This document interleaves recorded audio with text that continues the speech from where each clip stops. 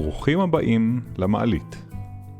המעלית מארחת את גלעד שמרון, מטפל ומורה, שמביא אלינו את אורתופדיה רגשית. בחלק הזה נברר מהו זיכרון תאי, ומהי המשמעות העמוקה של מכאובי הגוף שלנו. ואולי יש בחולי הזדמנות לצמיחה והשתפרות. המעלית ממשיכה במסע המרתק אל נבחי הגוף והנפש. האזנה נעימה.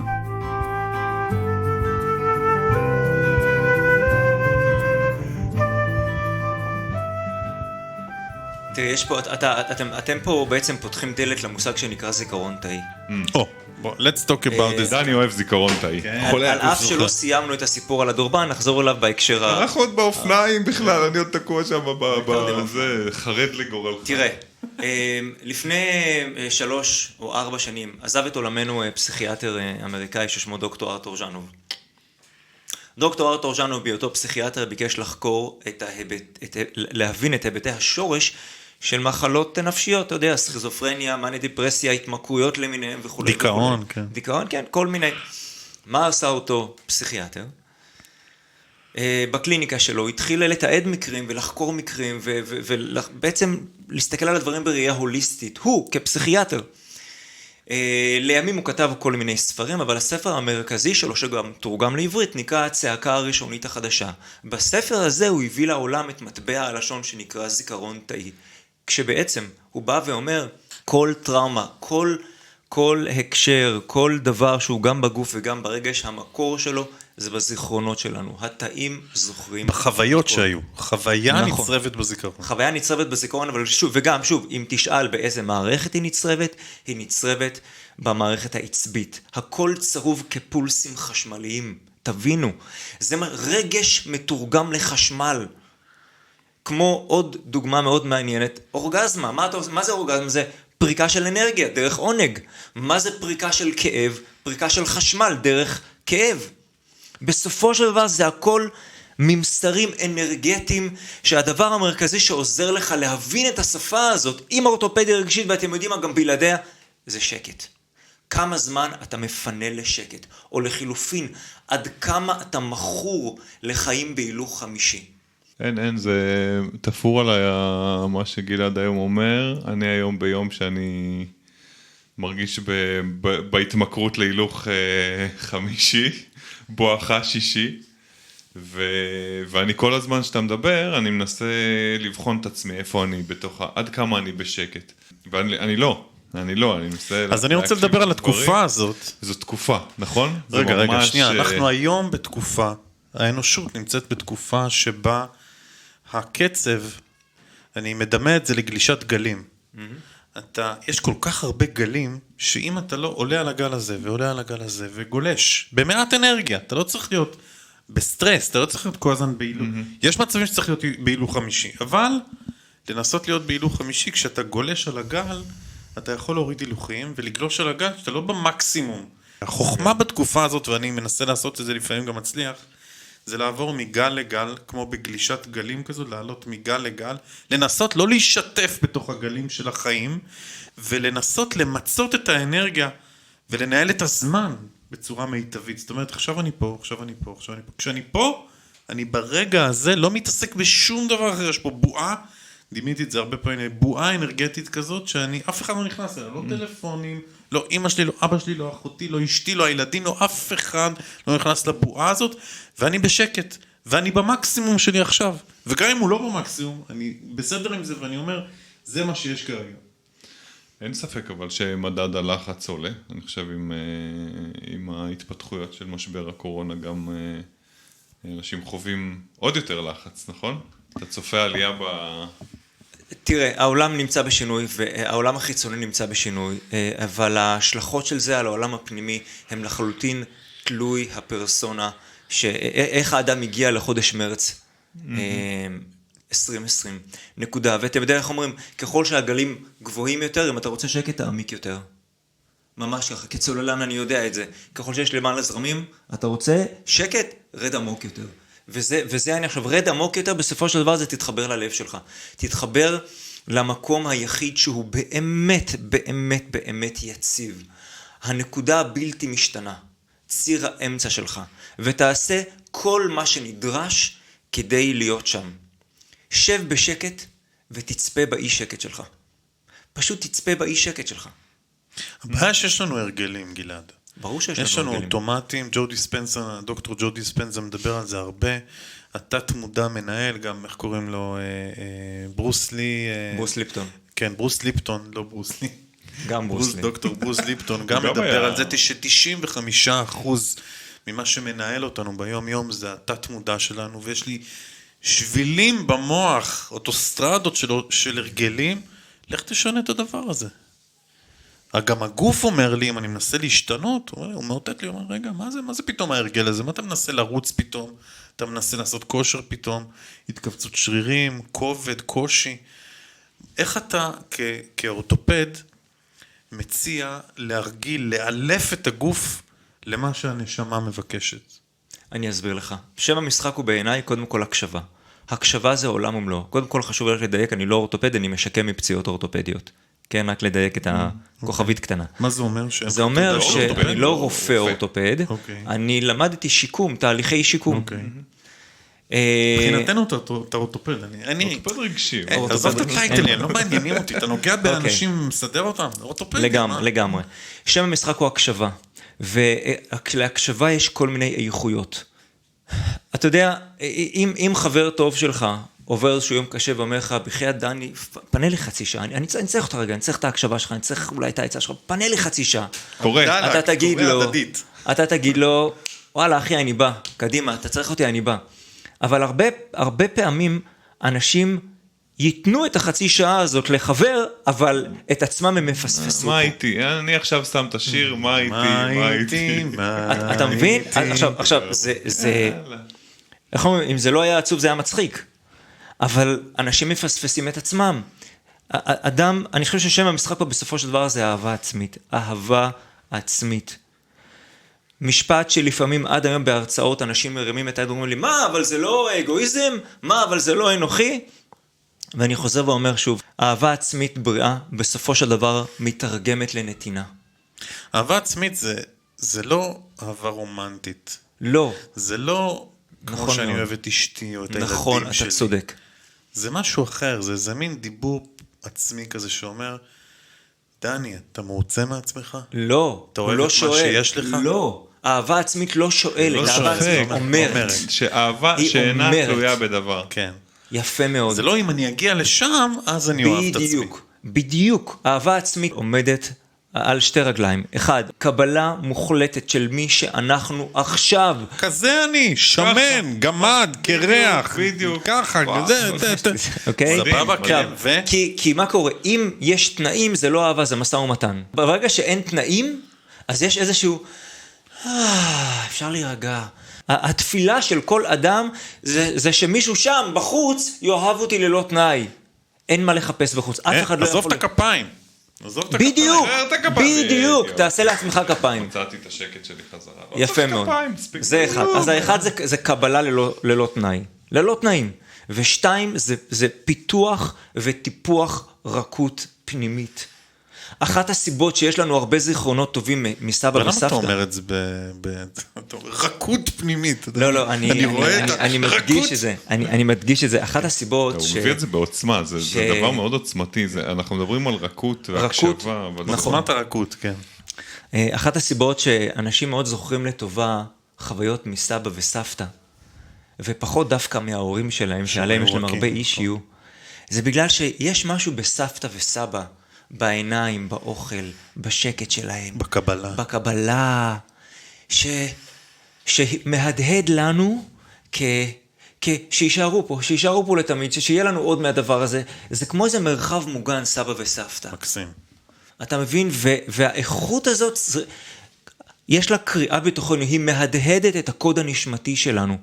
השפה הנשמתית שלנו היא רכות. איך אתה יודע שאדם יותר ויותר בהלימה עם הרמה הנשמתית שלו, ככל שיש בו רכות חסרת פשרות.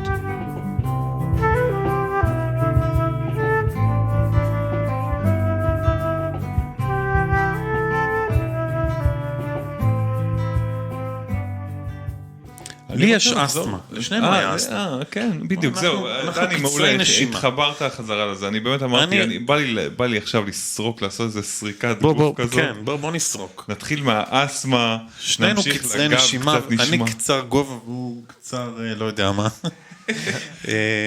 בוא נדבר קצת על הנשימה, מה זה אומר שקשה לי לנשום? לנשום פירושו להרגיש. ככל שאדם נושם לעומק,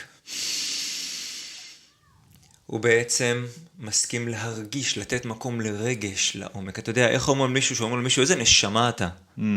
מה הכוונה? מישהו שמביע רגש, נכון? בדיוק, נכון? זאת אומרת שיש רגשות שאני לא יכול... עצרתי את עצמי מלהרגיש אותם? רגע, בוא נבדוק באיזה מצבים אדם חווה קוצר נשימה, ובאיזה מצבים אדם חווה התרחבות והקלה, בדיוק. יש לחץ בבית, יש עומסים מכל מיני כיוונים. יפה. קוצר נשימה. מה זה אומר, הסיפור הזה של משטרת עכשיו? אני אומר את זה, אני אענה בשתי רמות. הרמה הראשונה היא בעצם מהדהדת את החוסר, נכון? חסר לי עכשיו שקט, יש קוצר בתוכי. יפה. ואם לקחת את זה עמוק יותר לתשובה השנייה, זו קריאה ברורה, כמו נורה שנדלקת מעל הראש, להתחבר ללב, לחזור למרחב שהוא יציב, שהוא נוכח, שהוא הבלתי משתנה. אז אני חושב שזה מסר מצוין להורים. אני מניח שיש הרבה הורים שחווים ילד אסמטי, ילדים עם מחלות, עם קשיים, עם כאבים.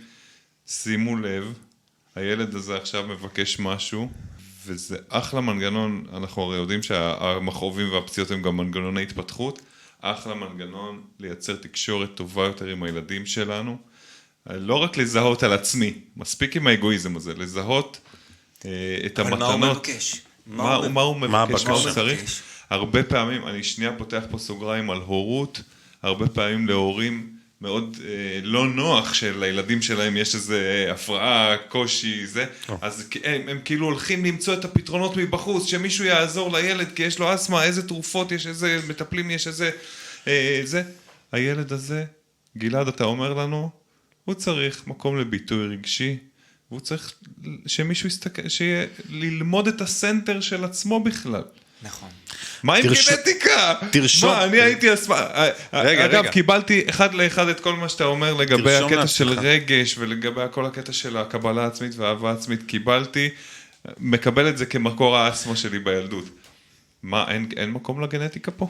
גנטיקה, כמו שמגדיר את זה יפה ברוס ליפטון בביולוגיה של האמונה, גנטיקה היא פוטנציאל בלבד. כמו עוד הרבה מחלות. היא לא מערכת ההפעלה. היא לא מערכת ההפעלה, אלה פוטנציאלים. בהינתן מצבי תודעה מסוימים קורבניים, הישרדותיים, תלותיים, הם יתפתחו למחלות. ובהינתן קרקע פוריה אחרת, תומכת, אוהבת, מחבקת, מגדלת אחריות, מגדלת מנהיגות, באופן טבעי פוטנציאלים אחרים ינבטו בהתאם. ואתה יודע, אני רוצה פה אפרופו הורות, ולא שאני מרים את דגל של אב השנה רגע, אבל אני רק אומר, אתה יודע איך אחד המשפטים המפורסמים של גנדי, be the change you want to see in the world. אנחנו כהורים נדרשים להיות קודם כל מנהיגים של עצמנו. תהיה דוגמה של הכלה, תהיה דוגמה של שקט נוכח. אל תהיה דוגמה של פטפטת וניסיונות לפתור כל דבר בכיבוי שריפות, גם כשזה מגיע לילד שלך. למד את הילד שלך נוכחות, צא איתו לטבע. תקשר איתו, פנה לו זמן אמיתי בלי פלאפונים ווואטסאפים. ואני מוסיף פה עוד נדבך, תראה איזה ריפוי הילד הזה מביא לך, כי לגמרי. סביר להניח שיש פה גם גנטיקה תרבותית או גנטיקה חינוכית כזאת, כן? אם אני סובל מהיעדר אהבה עצמית או פרפקציוניזם, זו מחלה שעוברת בתורשה. נרשום לעצמנו שאנחנו צריכים לעשות פרק על הקשר המיוחד בין הורים לילדים, אתגרים נשמתיים שילדים לוקחים על עצמם והורים לוקחים על עצמם, ואיך הם אמורים לתקן את זה ביחד. מה התפקיד של ההורה ברמה הנשמתית, של הילד, איזה הסכם הם עשו, ואיך הם מטפלים בזה. אנחנו צריכים לחפש בן אדם לסיפור הזה. זה מקסים מה שאתה אומר. אני רוצה רגע לספר לכם סיפור דוגמה על בעיות צוואר. אני תכף רוצה להגיע לבעיות צוואר. גלעד, אני חייב להגיד לך, כל דבר שאתה מדבר עליו, אני אומר, גם את זה יש לי. עברתי הכל, בוא, אני יוצא פה על זה. זה פשוט מתחבר להורות. אני מספר את זה בגלל שזה מתחבר להורות. דבר. עוד דרך אגב, עוד לא סיימנו את הסיפור על הדורבן. אנחנו לא מסיימים פה סיפורים. אנחנו פותחים ופותחים כדי יש עריכה, זה מסתדר. אוקיי. קודם כל אני רוצה לתת פה כבר באמת, לפרוס פה את המניפה, אפרופו מפת האורתופדיה רגשית, קודם כל ברמה הבסיסית ביותר. יש הבדלים בין צד ימין שלנו לצד שמאל. יש כל מיני חלוקות בסיסיות שחשוב שנדע אותם. ימין מייצג את ההיבטים הגבריים של כולנו, גברים ונשים כאחד. כל מה שקשור ללוגי, לרציונל, למטרות, חץ שפונה החוצה אל העולם בחוץ, אל מערכות יחסים ותקשורת, כל זה מדבר הצד הימני. צד שמאל לעומתו, מדבר, אם ימין זה הצד הגברי, שמאל באופן טבעי יהיה הצד אתה מדבר על המוח, נכון? בעצם לא, זה לא המוח בהצלבה, מוח הפוך. מוח עובד בהצלבה. אני מדבר על הצדדים של הגוף שלנו. מה זאת אומרת? יד ימין שלי... כל צד ימין. מושפעת מהעונה השמאלית של המוח. כן, אבל מה, היא זאת צד ימין מייצג מבחינת התפקודים שלנו. אוקיי? זאת אומרת, זה הייצוג של... הייצוג האנרגטי, את התנועה החוצה, ולקיחת האחריות החיצונית, והתקשורת במערכות יחסים, ומטרות ויעדים וכו'. גברי. ושמאל את ההיבט הנשי, את העולם הפנימי, את עולם הרגש, את השפה הפנימית.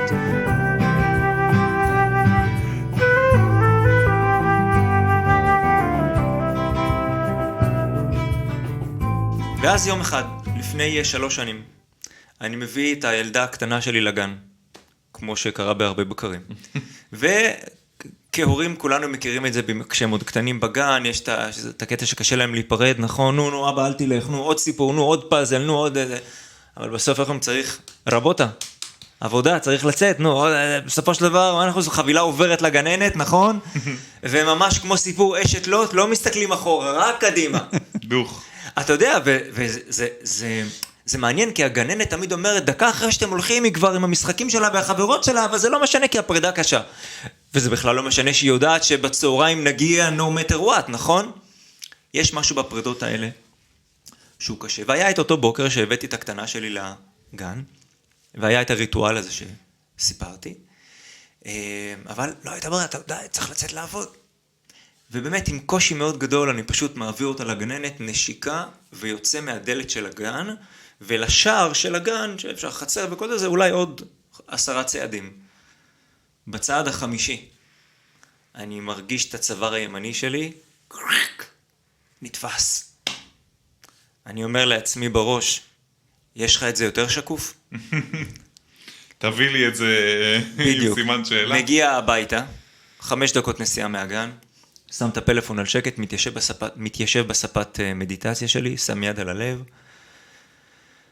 מביא את התודעה שלי לצוואר הימני, ושואל את הזיכרון התאי של הצוואר הימני שאותת לי עכשיו, אני שואל אותו את השאלה שאני מזמין כל מי שמתמודד עם משהו לשאול, איך אני יכול לעזור לך? כן, יש פה עכשיו כאב שקורה לי, נכון? אתה מדבר עם הגוף שלך, יעני. בוודאי. אני שואל את הזיכרון התאי, הוא שואל אותו, בוא נראה מה הוא עונה. יפה. חשוב לי לומר, בכל פעם שאתם תשאלו אזור שכואב את השאלה הזאת, איך אני יכול לעזור לך או לך, התשובה תצוף מיד, בצורה של תמונה, סיטואציה, מדהים. אדם, רגש. מדהים. יפה. כמה מתוכנו עושים את זה? זה כזה בסיסי. בוא תשמע את זה עד הסוף. את זה כן נמשיך עד הסוף. כמו שאני שואל את השאלה, מיד קופצת לי תמונה שלי מגיל 4 בגן ילדים. ילד בן 4 בוכה. עכשיו, אתה יודע, מה אתה עושה כשאתה רואה ילד בן 4 בוכה? בוא אתה בוכה איתו. אתה בוכה איתו, אתה מחבק אותו, אתה אוסף אותו לך. ליבך יוצא אליו. אתה בדיוק, אתה אומר לו את כל מה שילד צריך לשמוע כדי להרגיש בטוח, מוגן, עטוף, רצוי, אהוב, you name it. וזה בדיוק מה שעשיתי באותו רגע, בתוך תוכי. אספתי את הילד הזה אליי ואמרתי לו. את עצמך, בן 4. את הזיכרון, בדיוק. ואמרתי לו, אני אוהב אותך. אני לא עוזב אותך לעולם. אתה אף פעם לא לבד. אני תמיד תמיד איתך. אני פה בשבילך. אני אוהב אותך כמו שאתה. כמו שאני עושה את הסשן הזה עם עצמי.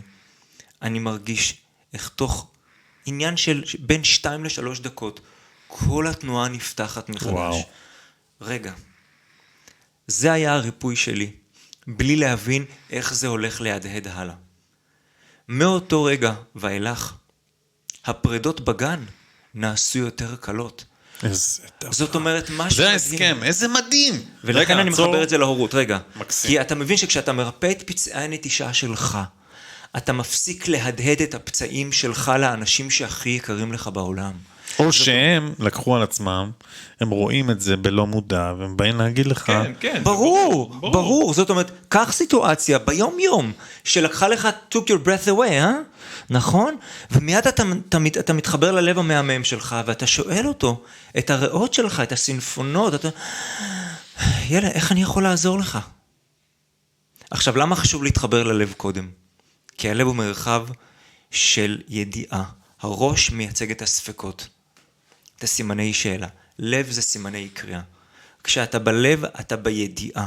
כל תשובה שתעלה, אתה תחבק. שמע, זה היה מדהים. זו דוגמה אחת מיני רבות. עכשיו, אני רוצה רגע לומר למה דווקא הצוואר נתפס לי בהקשר הזה. למה הצוואר? יפה. התחלתי עם ימין שמאל, נכון? מכיוון שצד ימין מייצג את התנועה הגברית, אז כאשר נתפס לי צד ימין, אנשים שנתפס להם צד ימין בצוואר, אז אין להם תנועה ימינה, נכון? זה כאילו כאן יש משהו שאתה לא רוצה לראות, נכון? כן. זאת אומרת, שמאלה יש לך, אבל ימינה, משהו פה בלוק. חסום. כן. בדיוק. זאת אומרת, ברור לך שהקריאה שלך כאן היא רגע להסכים להביט גם למה שהמציאות הזאת היא עכשיו מהדהדת לך. וההפך, כאשר התנועה לצד שמאל מוגבלת, ימינה יש לך, אבל איך שאתה בא לפנות שמאלה, פה זה נעצר, לא יכול יותר. אתה מבין שכאן יש משהו עכשיו. אז מה זה המשהו הזה? זה בדרך כלל יהיה איזשהם זיכרונות או מנגנונים של שיפוט עצמי. עכשיו תראה, כשאני חוזר מהגן של הבת שלי ונתפס לי צוואר ימין, זה מהדהד לי, אתה לא רוצה לראות את הכאב של הבת שלך. אתה לא רוצה לראות שהיא בוכה עכשיו. אתה לא רוצה, מטאפורית אני עושה ככה. אני מרחיק את זה, אני מסובב זה ראש שמאלה. זהו, רציתי לדבב את התנועה שלך. גלעד מסובב את ראשו שמאלה, כן. ידו מושטת ימינה, והוא כאילו אומר, לא... יש כאן משהו שאני לא רוצה לראות. יש כאן משהו שאני לא רוצה לראות. בדיוק. עכשיו, היכולת של אדם לשוחח עם הגוף שלו היא זמינה לנו תמיד. כי זה הגוף שלי, זה לא של מישהו אחר, זה כאן, אני הולך עם 24/7. עכשיו, בוא תבין משהו, אני רוצה רגע לחבר את זה להקשר הנשמתי. עצם ההכרה הבסיסית שהגוף שלי תמיד פועל לטובתי. תמיד. אין כאב לרעתי, אין דבר כזה. פעם אמרה לי מישהי, הגוף שלי בוגד בי. אמרתי לה, ממש לא, הוא בסך הכל מהדהד או משקף את הבגידה שלך בעצמך. וואו, גלעד, אני לקחתי על עצמי בשיחה הזאת תפקיד קטן, וזה לשים כאילו את המרקר על דברים שאתה אומר, שהם כאילו באיזשהו מקום הדברים אפילו הטיפה יותר שגורים, כן? האמירות האלה שאנשים מכירים אותם בראש, אבל אני שם עליהם רגע את הספוט, במטרה להגדיל אותם, ובאמת להכניס אותם לשגרה של ריפוי, גם עבור המאזינים שלנו. זה המושג, זה מושג מקסים, שגרת ריפוי, ממש. שבונה, הכוונה של הגוף והכוונה של הנפש היא חיובית, היא לצמיחה.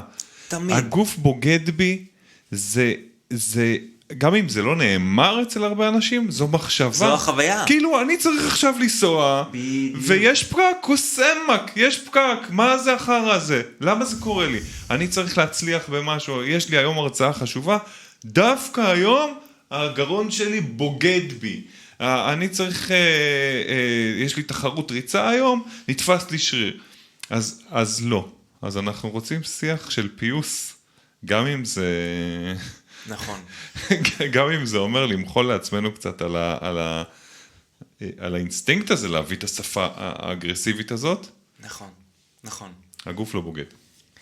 הגוף מהדהד, הגוף משקף, אתה יכול לקרוא לזה בהרבה צורות, אבל הגוף תמיד בא באהבה. הגוף לא יודע שפה אחרת, הוא תמיד יהדהד את המראה הפנימית שלך. whether you like it and whether you not. אתה רוצה לשנות משהו? מקובל. אבל אל תלך נגד, תלך עם. רגע, אני רוצה לשתף משהו קדימה, שתף. אישי. יש לי את פינת השיתוף האישי בפודקאסט הזה. אני הכומר שלך, דבר איתי. יש לי פה זה, וידוי. אני סובל, או לא סובל, אבל חי טוב עם ירידת שמיעה קטנה. איזה משהו שקרה בזמן האחרון. אפילו הלכתי לבדיקת שמיעה. איזה אוזן? אוזן ימין. תדר מאוד מאוד מסוים גבוה, 6,000 הרץ, רק הוא, 4,000 טוב, 8,000 טוב, 6,000 דפוק.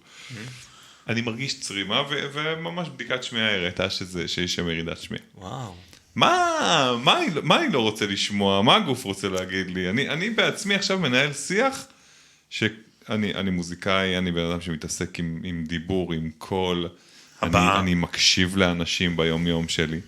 מה זה? מה קורה פה? גלעד, עצל אותי, יש לך חצי שעה בשבילי. כמה שאתה רוצה. קודם כל, יש משמעות מאוד גדולה לניסוח השאלה. באורתופדיה רגשית יש לנו סט שלם של שאלות לכל איבר. יש שאלות פותחות ושאלות סוגרות. שאלה סוגרת היא שאלה שהיא מביאה את הצד השלילי. למה, מה אני לא רוצה לראות? מה אני לא רוצה לשמוע? זו שאלה שאולי אתה באמת רוצה תשובה, אבל היא עושה קיבוץ. במקום דווקא לפתוח. על הצד החיובי זה, מה ההזמנה שלי פה? וההזמנה כאן היא להקשיב יותר לעומק, היא לפנות זמן להקשבה, להביא לידי ביטוי את הרגישות שלך, לתת לגיטימציה לרגישות שלך. או לחילופין, לדעת לייצר גבולות בגזרה שלך. כשמשהו צורם לך. לדעת לייצג, להיות אסרטיבי ולא מרצה. להגיד, חבר'ה, פוס, עד כאן, לא מתאים לי, צורם לי. תודה. לא מתנגן לי טוב. כן, למשל. זאת אומרת, זה להביא משהו הרבה יותר אותנטי ממך אליך וממך החוצה. זאת אומרת, להיות הרבה יותר קשוב לצרכים שלך בתדר הזה. תראה, זה תדר מאוד ספציפי, זה מדהים מה שאתה אומר כאן. תראה באיזה רזולוציות אתה הולך ובודק את הדברים האלה.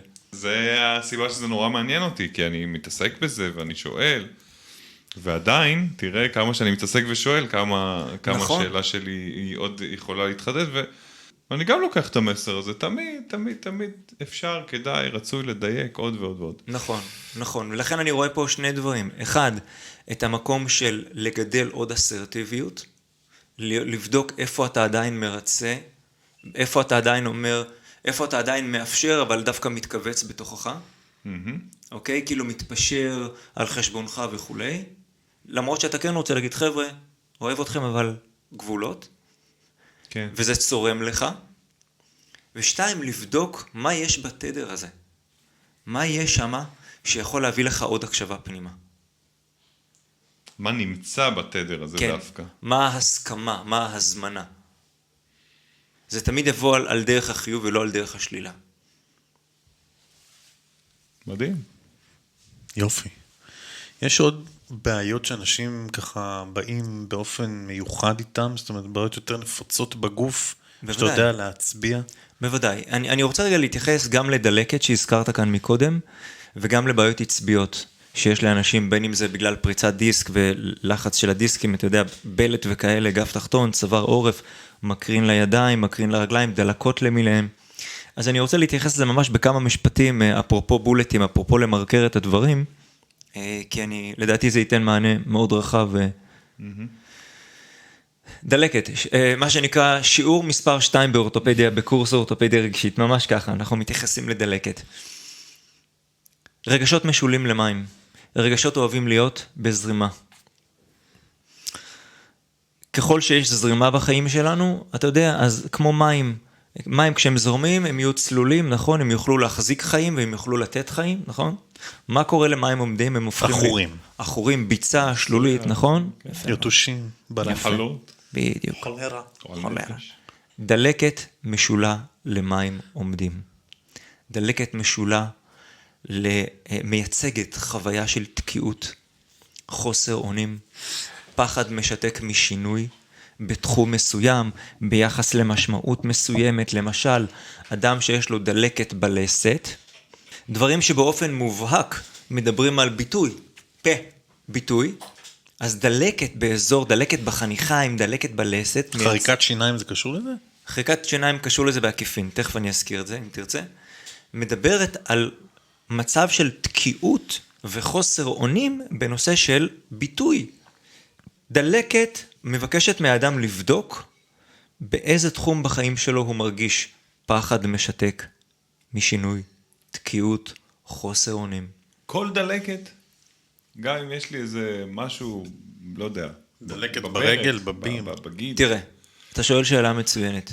ככל שהרגישות של האדם כלפי עצמו גדולה, ככה הוא יתייחס ויפנה זמן, אפילו מועט, לכל מה שבגוף שלו יעדד. אתה יודע, נדלקת תנורה במכונית, אנחנו נלך למוסך, אנחנו לא נשחק, אף אחד לא רוצה להתקע על ראש ההר או איפה שזה יהיה.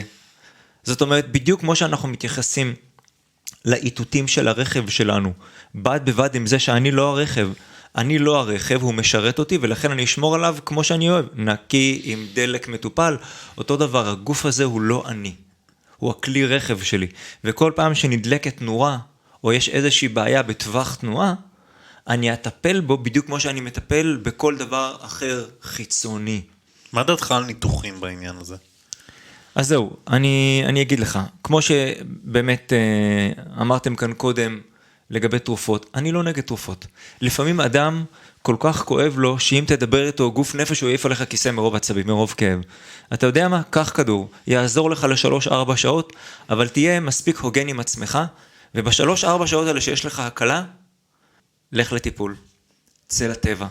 תעשה משהו שיאפשר לך איזשהו אינפוט פנימי, איזשהו לינק, איזשהו חיבור, משהו שייצג מטרה יותר גבוהה של ריפוי, אוקיי? כאילו אם נפתח חלון קטן של נחת, בדיוק, לך למקום. יפה מאוד. תברר את הסיבת עומק. נכון, נכון. עכשיו אני רגע רוצה לשים כאן איזושהי משוואה מאוד מאוד פשוטה. תראו, הדחקה שווה מחלות, וביטוי שווה בריאות. את זה צריך לזכור. המשוואה הפשוטה הזאת מנהלת כאן בתוכנו מערכות שלמות של ריפוי וחולי. הדחקה שווה מחלות. מה, דיברנו על זה ברעיון הקודם שעשינו עם דובב גלס, הוא נתן דימוי מאוד יפה, גם הרב יובל השרוב מדבר על זה, שצריך להסתכל על הגוף כעל מערכת של פינוי של פסולת מהגוף. אם אתה מחזיק רגשות שליליים בגוף, זה יצטבר איפשהו ויהיה למחלה. אם אתה שליליים, מחזיק... גם רגשות טובים. אל תעצור את השמחה שלך, אל תביא איפוק, אפילו איפוק יכול ליצור מחלות. אתה יודע שכשאדם מתאפק מבחינה רגשית, הוא מקבץ את המפסעות שלו. מפסעות מקובצות מדברות על איפוק פנימי של שמחה, של שמחה. אוקיי. הכל צריך לשתות. בדיוק. להוציא, אנחנו צינור. היה הנהר. לא סתם אנשים אוהבים הרבה פעמים מים, פכפוך של מים. רוח, המהות שלנו היא תנועה, אנחנו רוח בתנועה. מקסים. אל תאמינו... תנועה, מעלית, עולה, יורדת, זזה. אתה יודע, אבל בדרך לפה, שכמו שאתם יודעים לא הייתה קצרה, 1.5 שעה של נסיעה בבוקר, כבישים ריקים. מה שמעת? שמעת פודקאסט? שמעתי את הלב שלי. ככה, בלי מוזיקה. בלי מוזיקה, ממש, אמיתי לגמרי. נסעתי בשקט, אני כל כך אוהב את זה. למה אני מספר את זה? אנשים אוהבים טיסות, אנשים אוהבים ריצות לפעמים, אנשים אוהבים נסיעה, אנשים אוהבים, אני למשל מאוד אוהב לנהוג. למה? כי זה מוטיב של תנועה. תנועה. אדם מוכן לנסוע בדרך יותר ארוכה לאנשהו, העיקר לא לעמוד בפקק. נכון. אתה קולט ההיגיון? והיכולת של בן אדם גם לדעת מה טוב לו. נכון, אבל זה מוטיב רחב. כי אנחנו רוח שלבשה צורה, לא חומר עם טיפה רוחניות. גלעד, איך יכול להיות שהרפואה קונבנציונלית עוד לא מדברת, אני עושה הכללה כמובן, לא מדברת את השפה הזאת? איך יכול להיות שאני בא לרופא והוא רק מטפל לי בסימפטומים, מטפל לי בכאב, דוחף לי תרופות, כי חברת התרופות דחפה לו תרופות, והוא מקבל על זה אולי עמלה, ועינל רבק, סליחה על הזה, אין לי כבר כוח, אין לי כבר כוח לחכות שרופאים יעברו קורס של גוף נפש, ושיבינו שהם רואים בן אדם שבא אליהם כחבילה אחת, ואי אפשר להפריד, ויש לו נשמה, for God's sake, אתה מדבר עם רופא קונבנציונלי לנשמה, הוא אומר לך, תגיד, אתה גנוב, אתה ממציא לי המצאות, כאילו אנחנו התעוררנו לחיים לפני 200 שנה עם המהפכה התעשייתית, וכל האלפי שנים אחורה מתו, אין יותר. אני אגיד משהו בהפוך על הפוך, למרות שבתוך מערכת הרפואה הקונבנציונלית, יש הרבה מאוד רופאים שכבר נחשפים, כמובן, גם לריפוי ממקומות אחרים, מהמזרח, וגם אנשים שבאמת מביאים את השיח הפסיכולוגיסטי לתוך הריפוי, עדיין המיינסטרים הוא כזה שאתה תגיד לו גוף נפש, והוא יסתכל עליך במבט כזה של אל תבלבל אותי, אבל אני חושב שזה יושב, קודם כל זה מזעזע בעיניי, כי זה כאילו, זה מייצר לאנשים, הרי אנשים במכאוב, אולי בכלל, אבל בטח במכאוב הם תלותיים נורא. בוא נלך אז אם אני תלוי במערכת הזאת, והמערכת הזאת אומרת לי, אין מה לעשות, שזה הרבה קח תרופה, הכל כימיה. קח תרופה, או בוא נראה מה יש לך, כי מה שיש לך, כבר מישהו חקר אותו, וכבר יש לזה פרוטוקול, יש לזה 1, 2, 3, 4, אז אני עכשיו חלק, אז אני קטן ואני טיפש, אז אני חלק מהבנה עכשיו, שזה חייב לעבור דרך המבט הצר מדי. מה אמר לי הרופא? מה אמר לי הרופא? הרופא אלוהים, הרופא הקונבנציונלי אלוהים. ואני רוצה לקחת את הבמה של הפודקאסט הצעיר והבועט שלנו, ולהגיד, כל רופאי העולם, בואו ללמוד אורתופדיה רגשית, בואו ללמוד גוף נפש, בואו ללמוד... לא יקרה כלום, אולי יכאב לכם קצת. כן. בואו... אבל אם תקשיבו לכאב, נכון, אולי זה... אם הרמב"ם אמר לפני 800 שנה, איך הוא אמר? קודם הנפש הייתה חולה, ואז הגוף נהיה חולה. לא, הוא אמר, מי שלא ירפא את נפשו, לא ירפא את גופו. נכון. הכל... כאילו יש פסיכולוגיה ופסיכיאטריה, וזה ענף שצריך לשים אותו בצד, הוא לא קשור לזה שכואב לי הרגל, או לסרטן, סרטן זאת בכלל מחלה רגשית, לא? כאילו הכל קשור בהכל, כל אחד חווה את החוויה. זה מעניין, כי... בוא נדבר שנייה על סרטן. בוא נדבר על סרטן. תגיד, אתה כאורתופד רגשי, באים אליך אנשים עם סרטן? באים גם אנשים עם סרטן, באים אנשים עם קרון, עם קוליטיס, באים אנשים עם מיגרנות, באים אנשים עם מגוון עצום. זה לא כאב של איברים. נכון, זה גידול שבעצם מתפרץ, נכון? אז למה אתה קורא לעצמך אורתופד, אולי תקרא לעצמך מרפא? אבל למדתי אורתופדיה, למדתי שיקום אורתופדי. אתה מה לזה מפה, כמו שאני קורא לעצמי שיווק, ואני בעצם... יש פה גם עניין של הגוף, רגע, סרטן, בוא נדבר על סרטן. קודם כל, כל הנושא של רפואה קונבנציונלית אל מול רפואה הוליסטית, so called, זה שיח שלם בפני עצמו. אני חושב שעל פני המניפה הזאת יש את הקצוות שלה, נכון? את אלה שהם רק תרופות סבתא או אינדיאני, או בוא תערבב אדמה עם זה וזה, אתה יודע? ויש את הכי קונבנציונלי באמא שלך, קח עכשיו 4 ימים אנטיביוטיקה וסע, ותתקדם בחיים שלך. אוקיי? ויש את האמצע. ומניפת האמצע, קשת האמצע פה היא מאוד רחבה. גם באורתופדיה רגשית יש לנו רופאות משפחה שלמדו את זה. יש לנו פיזיותרפיסטיות שלמדו את זה ומיישמות את המפה הזאת. יש לנו רופאה שהיא עם התמחות בכאב, עובדת במרפאות כאב במרכז הארץ, שסיימה לא מזמן את אורתופדיה רגשית הקורס. והמטרה שלנו להכניס את זה יותר ויותר ויותר לשיח. ולמה?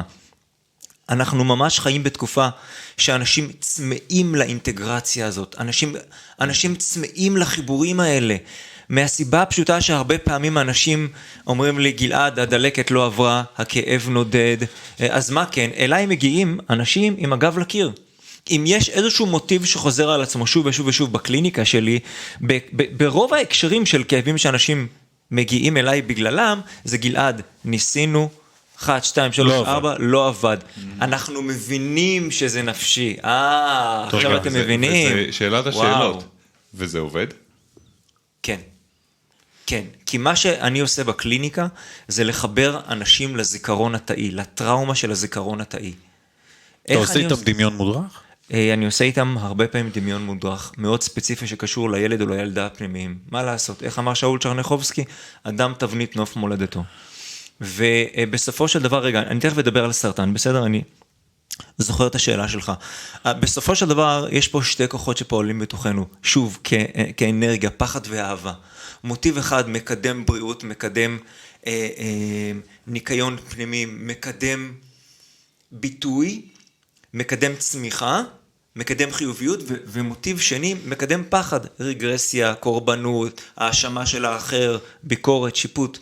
ועל המאזניים האלה אתה חי, וברגע שאתה נותן לאדם איזשהו כלי, לפתוח איתו את הבוקר, כמו שהזכרנו קודם, שקודם כל מחבר אותו ללב שלו, שקודם כל מעלה את מדדי האהבה והערך העצמי בלב שלו, אתה יודע משהו, משם תהיה פריצת דרך אדירה, ואני עוד מעט אתן לכם דוגמה, אפילו איך שפתחנו את המפגש כאן היום, לפני שהתחלנו את ההקלטה, בלשיר, תראה עד כמה היה חשוב לנגן, כן, לנגן. אני גם שר קצת.